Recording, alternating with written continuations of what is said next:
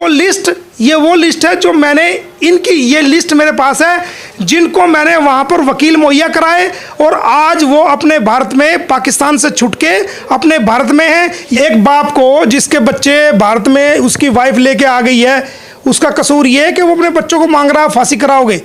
कल को आपकी लड़ाई हो जाए आपकी बीवी के साथ, आपकी बीवी आपको छोड़ के चली जाए तो वो आपकी। हमने गुलाम हैदर जो है वो एक आम इंसान है, एक आम नागरिक है और उसके खिलाफ जब मैंने ये मुकदमा मेरे पास आया था, क्योंकि मेरे और भी क्लाइंट्स बहुत ज़्यादा वहाँ पर मौजूद हैं और मैंने सबसे पहले इसके बारे में इंक्वायरी कराई थी कि कहीं ऐसा ना हो कि कोई गलत व्यक्ति हो और मैं मुकदमा ले लूँ, उसका कैरेक्टर ख़राब हो या किसी गलत गतिविधि में वो मौजूद हो। तो मैंने अपने सभी क्लाइंट्स को, जो मेरे आसपास के क्लाइंट्स थे, उनको मैंने जिम्मेदारी दी कि इसके बारे में मुझे पता करो, जहाँ ये पैदा हुआ है, कहाँ का रहने वाला है, इसका क्या करैक्टर है, कोई गलत इन्वॉल्वमेंट तो नहीं है, इसकी संगत कैसी है, गांव में लोगों के प्रति क्या इसका रवैया है, समाज के प्रति क्या रवैया है और भारत के बारे में इस व्यक्ति की क्या सोच है। मैंने इस बात का पता करा तो जब मुझे वहाँ के लोगों ने बताया कि ये एक निहायत शरीफ है, बचपन से ही ये बिल्कुल शर्मीला टाइप का व्यक्ति है, कभी किसी के साथ गाली गलौज नहीं करता, हर व्यक्ति के साथ शांतिपूर्वक मिलता है, भाईचारे से मिलता है, किसी भी गांव वाले के साथ आज तक ना लड़ाई हुई है और ना वहाँ की बहन बेटियाँ जो हैं उनकी तरफ किसी प्रकार की इसने कोई गलत हरकत करने की कोशिश की है या किसी का कोई पैसा लेके मारा है। कोई भी इसके अंदर मुझे कमी महसूस नहीं हुई। मैंने ये भी पता करा कि भारत के प्रति क्या सोच है, तो ये कहता है कि भारत हमारा अच्छा देश है, हमारा पड़ोसी मुल्क है और भारत से हमें सीखना चाहिए और जिस प्रकार से भारत तरक्की कर रहा है हमें भी चाहिए कि हम उन्हीं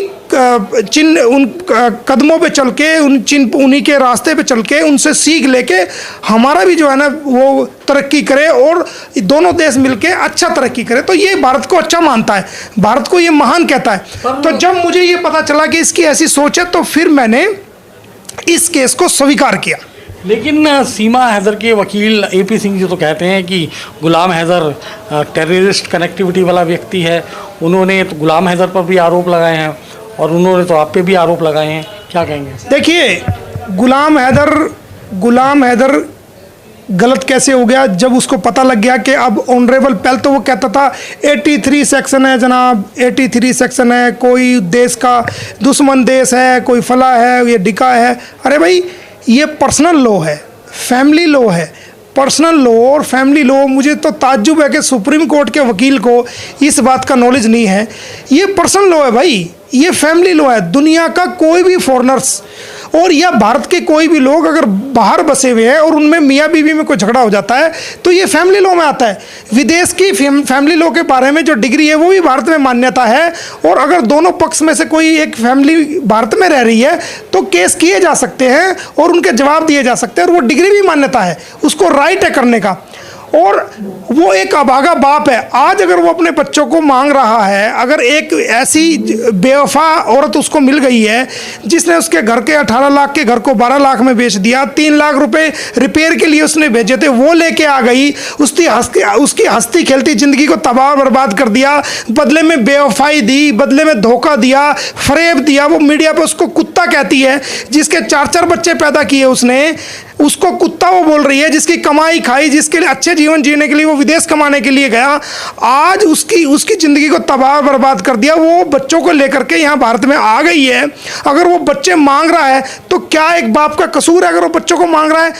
अगर वो बच्चों को ना मांगता तो ठीक था। आज बच्चों के लिए उसने कानूनी कार्रवाई कर दी तो वो आतंकवादी हो गया। भारत की सिक्योरिटी में कहीं भी गुलाम हैदर का नाम ब्लैक लिस्टेड दिखाओ, कहीं भी भारत की सूची में, गृह मंत्रालय में, विदेश मंत्रालय में, हमारा हाई कमीशन जो पाकिस्तान में स्थित है इस्लामाबाद में, उनकी सूची में हमें ये दिखा दो कि गुलाम हैदर जो है वो ब्लैक लिस्टेड है और वो किसी तंजीम से ताल्लुक़ रखता है या उसकी कोई गलत इन्वॉल्वमेंट है।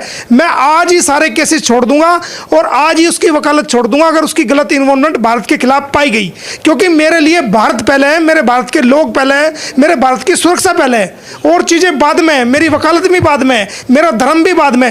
पहले मेरे लिए मेरा देश है, मेरा मुल्क है, मेरा भारत है, उसकी कोई इन्वॉल्वमेंट नहीं है। और जहाँ तक मेरे सवाल के बारे में, तो मेरे लिए बच्चा बच्चा भारत का, जब मैंने सर्वजीत केस को किया, जब उसकी बहन, उसको लेकर के मैं पाकिस्तान गया सर्वजीत की बहन को, तो उसको जेल में, कोट लखपत जेल में, उसको लाहौर में मिलने नहीं दिया। मैंने अपने लाहौर के एडवोकेट के साथ मिलकर के लाहौर हाई कोर्ट में एक पिटीशन फाइल करी पाकिस्तान सरकार के खिलाफ, पंजाब सरकार के खिलाफ, कि सरवजीत सिंह की बहन वीजा लेके आई है, या तो आपने वीजा नहीं देना चाहिए था। अगर आपने वीजा दिया है, इसकी कोई यहाँ रिश्तेदारी नहीं है, ये सिर्फ अपनी भाई से जो है जेल में मिलने के लिए आई है। तो जस्टिस साहब ने हमारी बात को सुना और 2 बार अलाउड किया कि जब तक वीजा अवधि दलबीर कौर की है तो वो 2 बार मिल सकती है जेल में जाकर के। मैं खुद उनको जेल में लेके गया। मुझे आप आतंकवादी बोल रहे हो तो आप आतंकवादियों का जरा काम देखो।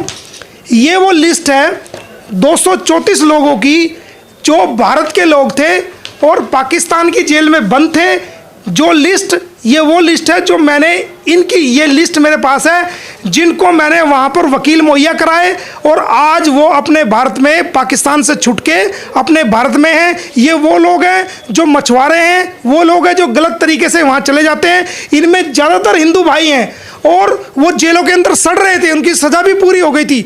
तो मैं उनसे जेलों में मिलता हूँ, उनसे मिला जा करके, और ये लिस्ट उनसे बनवाई और ये लिस्ट हमें मिली।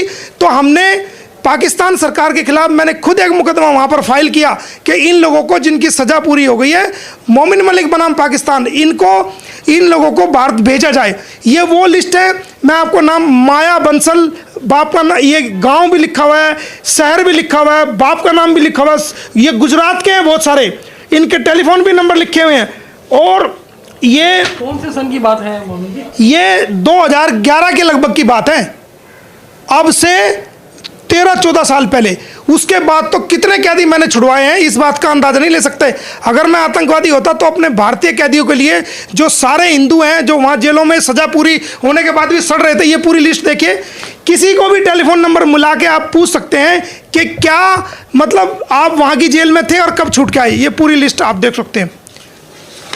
और ये मुझे आतंकवादी बता रहा है, शर्म करनी चाहिए इसको। मोमिन सर, अब जो 10 जून को तारीख है, इस तारीख पर क्या होगा और आगे कैसे रहेगा? 10 जून को हमने मानहानि का मुकदमा डाला है।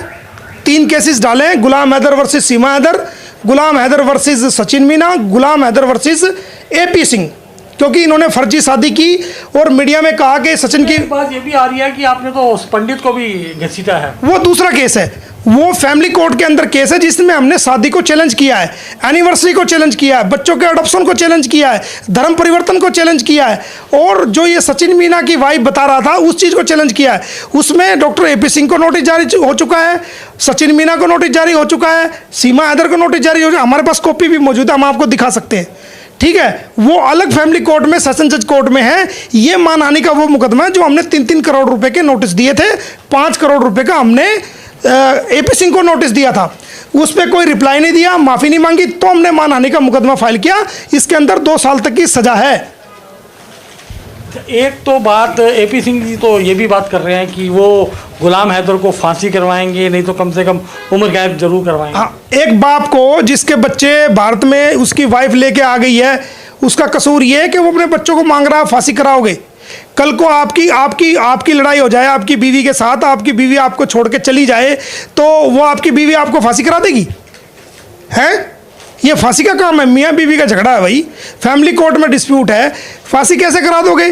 टेररिज्म कैसे फैल रहा है, बताओ कैसे फैल रहा है? एक बाप जिसके बच्चे भारत में फंस चुके हैं, जिसकी बीवी पाकिस्तानी, खुद पाकिस्तानी है, तो वो टेररिस्ट कैसे फैला रहा है? अगर वो टेररिस्ट है तो ये सीमा हैदर भी तो उसकी वाइफ है ना, वो अपने बच्चों को तो मांग रहा है। और क्या कह रहा है? वो तो ये भी नहीं कह रहा कि मैं सीमा को लेके जाऊंगा, वो तो ये कह रहा है कि सीमा को जेल करानी है जो इसने भारत का कानून तोड़ा है, और मेरे बच्चे मुझे चाहिए। उसने तो आज तक नहीं कहा कि सीमा को मैं लेके जाऊंगा, वो तो ये कह रहा है कि मेरे बच्चे मुझे चाहिए, और सीमा ने जो भारत का कानून तोड़ा है उसके मुताबिक उसको सजा मिलनी चाहिए, वो हम दिलाएंगे 5 साल की। गुलाम हैदर भारत आने वाले हैं, क्या उन्होंने भारत आने का वीज़ा अप्लाई किया है या उनको वीज़ा मिल चुका है? नहीं, वो अंडर प्रोसेस है, सारे काम कर रहे हैं। भारत भी आएगा और उसको देख भी लेंगे हम AP सिंह को, कौन सी फांसी कराएगा। मोमिन मलिक यहाँ बैठा हुआ है, एक ऐसे बाप की लड़ाई लड़ रहा है जो भारत को महान कहता है, एक ऐसे बाप की लड़ाई लड़ रहा है जो भारत के लोगों के सामने भारत की माँओं से, बहनों से, बेटियों से रोत हाथ जोड़ के मदद मांगता है। भारत के लोगों की तरफ आस है उसकी। हम भारतीयों से कोई दूध मांगता है तो हम उसको खीर देते हैं, लेकिन तरीके से मांगे।